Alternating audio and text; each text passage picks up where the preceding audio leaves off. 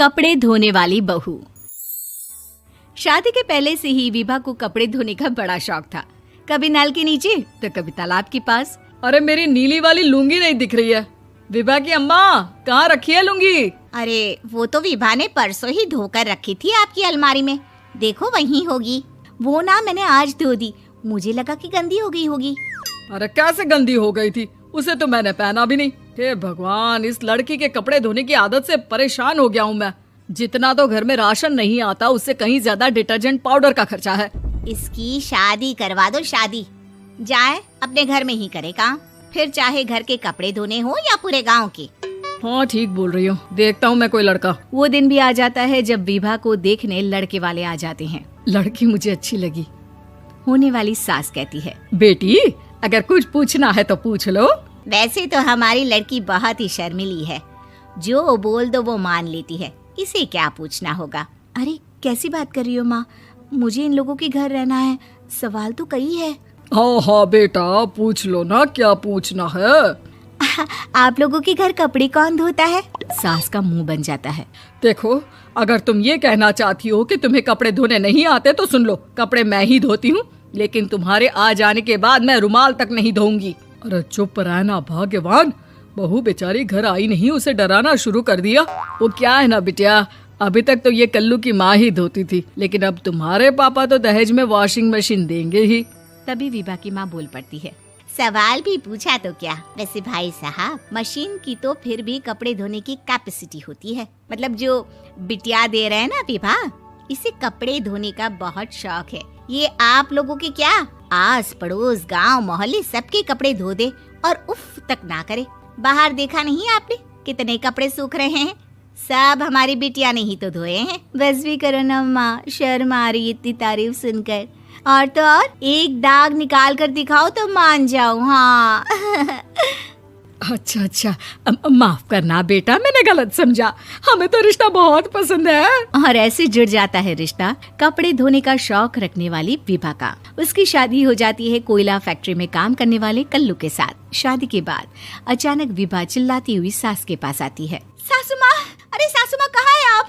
ये तो धोखा है, धोखा दिया आप लोगों ने मुझे। इसे ससुर के चक्कर के बारे में पता चल गया। अरे तो उसमें तुझे क्यों धोखा मिला है? अरे नल में पानी नहीं आता, कपड़े कैसे कब धुलेंगे?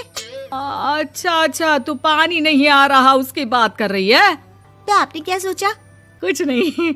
अच्छा, तेरी माँ ने कहा था कि कपड़े धोने का शौक है तुझे, याद आया मुझे।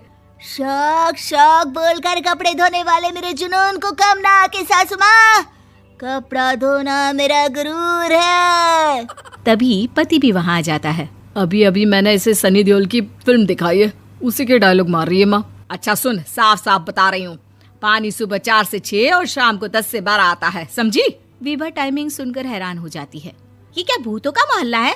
सुबह 4 बजे उठकर कौन कपड़े धोता है? 4 बजे टंकी में पानी जाता है, फिर सारा दिन धोना ना, किसने मना किया?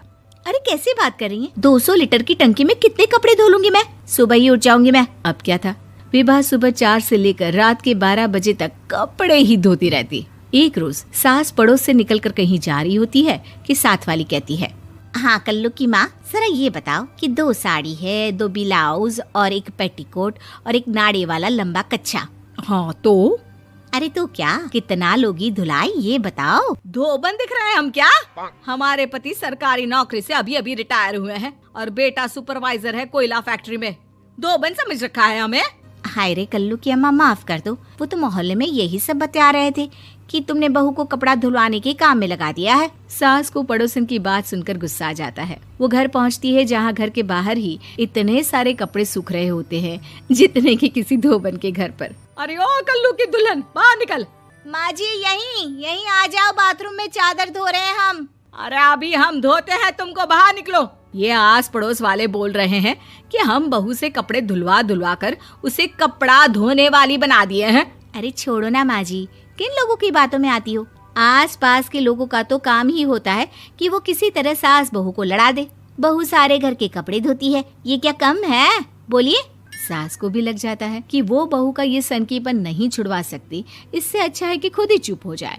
एक रोज सास और बहू मंदिर जाते हैं, जहाँ सास की साड़ी वहाँ खड़ी भीख मांगने वाली से मिलती है। माँ जी क्या बात है, आपकी साड़ी उस भिखारन से कितनी मिल रही है ना? हाँ हाँ देखो तो दोनों की साड़ी मिल रही है। क्या बात है कल्लू की अम्मा, तुम खुद को तो अफसर की बीवी बताती हो और ऐसी सिंपल सी प्लेन साड़ी पहनकर घूमती हो। सिंपल और प्लेन नहीं है ये साड़ी। तो क्या सोने के धागे से फूल बने हैं? कुछ भी सासू माँ, कुछ भी।